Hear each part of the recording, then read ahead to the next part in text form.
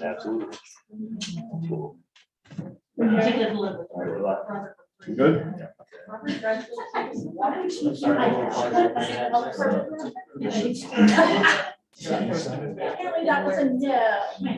All right, it's 5:30. We'll go ahead and get this meeting called to order. Welcome, everyone. I think we all know each other. So I'm going to forego the introductions and jump right into the consent agenda. On it tonight, we have the approval of the agenda, approved minutes of previous meetings, financial report, pay bills, donation of gifts, several personnel items, employment, Samantha Davis, counselor of junior senior high school ELA and theater teacher, Amber Weeks is the counselor of elementary school secretary, Riley Templeton, counselor of high school cheer coach, Keely Reddick, counselor of high school cheer coach, resignations, Morgan Eggety, counselor of junior senior high school elementary school music teacher, Tina MacGyver, junior high quiz bowl coach, Dana Reddick, Brevet co-sponsor, Heather Carlson, high school cheer coach, Riley Templeton, junior high cheer coach. Anything anybody'd like to see removed from the consent agenda? Mr. President, I move we approve the consent agenda as presented. The agenda. I'm sorry. Did we get a second? Okay. Moved and seconded that we approve the consent agenda as presented. Discussion on that item. All in favor, raise your right hand. All opposed? Patron forum. Anybody here want to address the board? Reports. Anybody want to add to what was already sent? I would just like to add to the board, you did some personnel stuff. I'd like to state that Stephanie Rupinot, who is our interrelated middle school special education teacher, this month submitted her resignation to the Flint Hills Special Education Co-op. She'll be moving to Topeka Seaman, accepting a position up there, working with an autism resource classroom. So her position will be vacant coming soon. Okay, thank you. Anybody else? Bryce? Dana? Board members? All right, seeing nothing, we'll jump right into discussion items, and first one on there is negotiations. So we just need to get things finalized for that so we can get our letter drafted up and notice the negotiation team, the district. So it's who's all on that. It's Tina Ray and Marie. So before we leave today, let's set a date where we get together and talk about what we want to notice. What's the timeline? We have to do that by. I think it's the 31st. Okay, so quick, yeah. So I'll get with you afterwards. Before the road closes. Yeah, exactly. Exactly. And there's a negotiation, there's a training that you have to watch. It will that. I don't, but I can find it. Okay, we'll send you a link to. Maybe some minute video. Yeah, it's statutory that you have to watch it before you enter in the process. Okay. Anything else on that? Moving right along, we're going to school bus purchasing. So we got the EPA grant again, and this time they approved it for 3 buses. So we did it 2 years ago, we purchased 2 buses. Last year we purchased 3 buses with the EPA grant. So we're lucky we got our name drawn in the lottery again this year, which is highly unheard of for 3 years. So Bryce put together some numbers for you in the packet. The recommendation is to go ahead and buy 3 off-lease purchase buses this year again, since the money's on the table. And then we would be idle for probably the next at least 3 years in bus purchasing, so we wouldn't come back. So if you do the math on a new bus is around $100,000. We're buying off-lease buses, which are about 2 years old with around 25 to 30,000 miles on them for $62,500 is what we purchased last year. So I imagine it'll probably be a little more expensive this year as things go up in price, but still, we can purchase 3 buses for $190 minus the $55,000 EPA grant, which is about 2 buses. We're getting bus free almost in the grand scheme of things, and bus and a half free. So it would make sense to go ahead and purchase 3 buses again this year, and then we alleviate that rotation for the next 3 to 4 years. Good. Anybody have any questions on that? All right. Moving on then into action items and the COVID-19 guidelines and those updates. We just need board approval to update the recommendations that are sent to you from Dana. Looking over the moratorium wore off for the contact tracing that the state put on. So we had to update our guidelines. Basically, the document was sent to this afternoon has those updates in it. Basically just took out the contact tracing because that's no longer happening. So it updates that. I can put it up on the screen. And we just wordsmithed a few of the other documents we took out. The summer learning opportunities, just because that was after the fact. We still plan to offer credit recovery for our high school, junior high in the summertime, but Angela Harris did some research on summer school for elementary age kids, and it shows that really it's not as effective as we think it is, and it's not as good use of resources as we could utilize those dollars elsewhere for intervention. So we took that out just so we didn't confuse people if there might be an opportunity for summer school. We still have our extended school year for our IEP students that will attend in the summertime, but that's strictly for special education students. Questions on, does everybody have a copy or do I need to throw up on the screen? I can share it real quick. So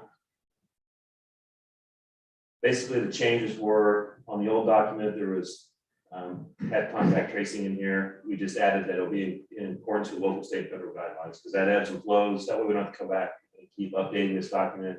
If we're under an order to, state or federal order or local order for quarantine, that will rely on those agencies, and we'll follow according to that. But we took out the specifics that were in there. We did leave the testing to stay, and if you're fully vaccinated, if you're symptomatic, just due to the guidelines in place for symptoms and transmission of the virus. So we left the vaccinated piece in there. And we did take out down below here underneath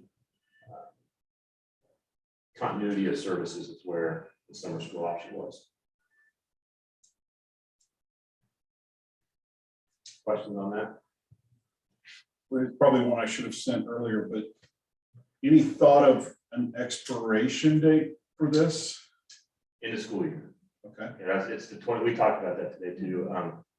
We're not worried about next year because we don't know what next year brings. So we're hoping at the end of the school year, this is the 21-22 operations guidelines. So at the end of the school year expires. If needed, we'll draft something new for next year. If needed, if not, we'll just do business as usual. Did anybody have any questions as far as in the letter that I sent that kind of talked about the combination of options? Any questions on that? It more or less just takes out the contact tracing. I mean, we didn't want to get rid of testing completely so that if, students are in quarantine or staff, we can provide the testing and then still be able to come to school. So they wouldn't miss quite as much school, and those that have symptoms, of course, would have the option of testing. And kudos to Dana, she won't say it, but so we have to brag on her. The recommendations the state gave were not what she put forward. She really crafted and worked with the state rep to come up with something kind of a unique hybrid for our district that makes sense for us. So she put a lot of work into that. So thank you for that. So good job. Mr. President, I move we approve the test to stay, test to play, and contact tracing guidelines as proposed in the health services report. Second. Been moved and seconded that we approve the changes that were presented. Try to remember what those were. Discussion on that item. All in favor, raise your right hand. Opposed? All right, the next one is the ELA adoption.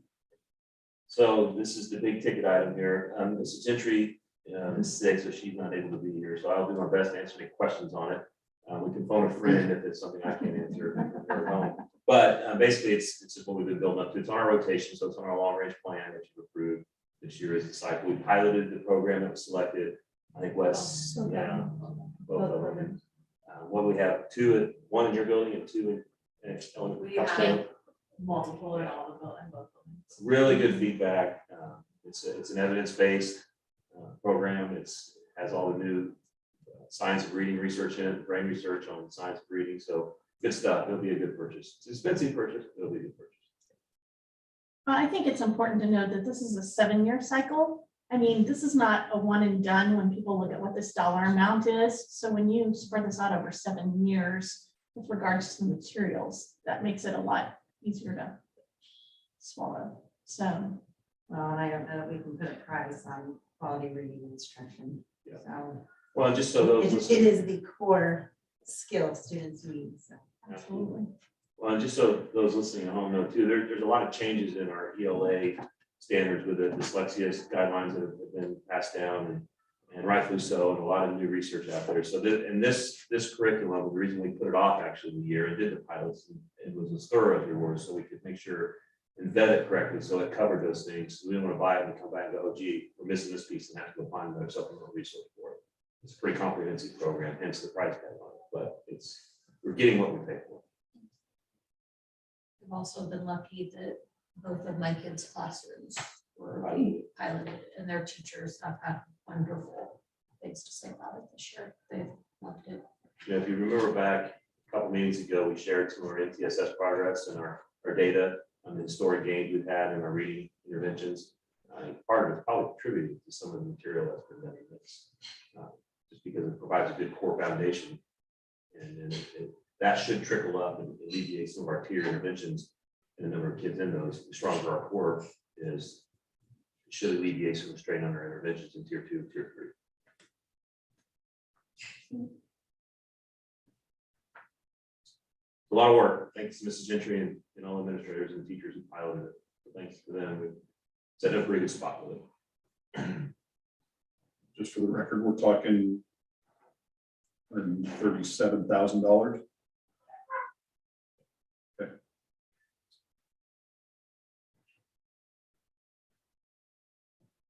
I'll just keep going. Mr. President, I move we adopt the new K-5 ELA resources as outlined in our attachment from our curriculum director.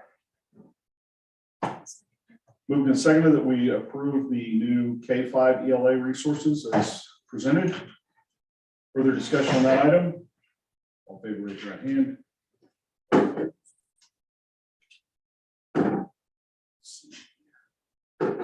Next one is the Professional Development Council Handbook.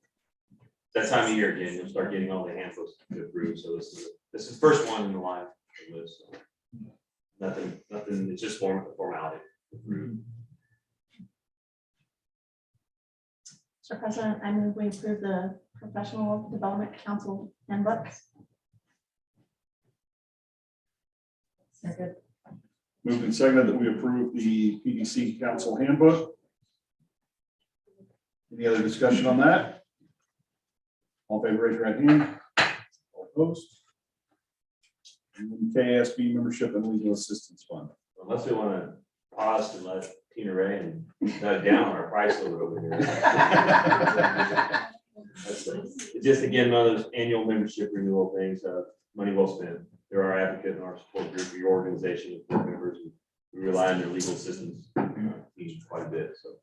I can tell you the only difference that's been made this year is we being KSB have removed the single admission ticket to the convention, just because there were districts that were RSVPing and we would provide for those facilities and those sort of things, and then they weren't showing up. So the single admission ticket to the convention is the only piece that's been removed. Other than that, everything's exactly the same. Okay, so the optional piece, though, is that season pass, We're not- $17.50, which traditionally we have not done, right? Correct. Mr. President, I move we approve the renewal of the district's KSB membership and the district's contract with the KSB Legal Assistance Fund, except for the optional season pass. Moved and seconded that we approve the renewal of the membership and the legal assistance fund for KSB. Further discussion on that item? All in favor, raise your right hand. All opposed? Kelsey, did you get a second on that? I did. Okay.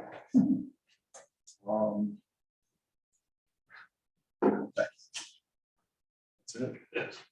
All right, so I'll see you guys later. So before we adjourn, just so those that don't know, we will not stream. We'll be going into a work session next, which would be some KSAB board and training with Dr. Bethel from KSAB, also followed with some goal setting from the district standpoint with administrative team and the Board of Education members. So we will not be live streaming that. So we'll end the live stream as we adjourn this meeting. Okay. And with that, we will be adjourned, and thanks everybody for tuning in. Awesome. Yeah. Nice. First time in how long? Probably